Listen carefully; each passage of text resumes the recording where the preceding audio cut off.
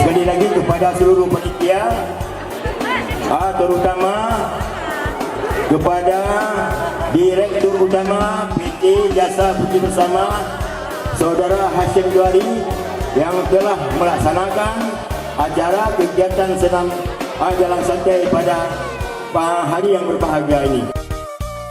Jalan santai pada hari ini merupakan suatu kegiatan yang sangat positif bagi kita. Karena pada hari ini selain kita dapat bersilaturahmi bersama di Kecamatan Murbo, kita juga dapat melaksanakan jalan santai dan senam jantung sehat, yang semuanya itu adalah sebagai bentuk upaya bagi kita untuk menjaga kesehatan kita bersama. Sebagaimana kita ketahui, kesehatan itu sangat mahal harganya apabila kita tidak menjaganya.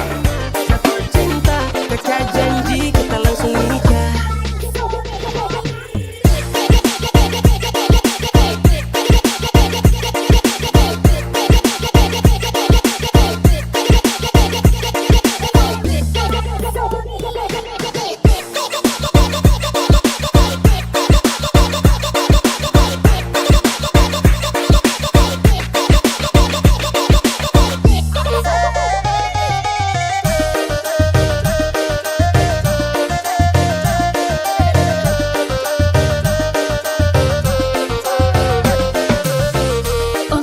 Janganlah baik tu bana, dan ko indah lah nan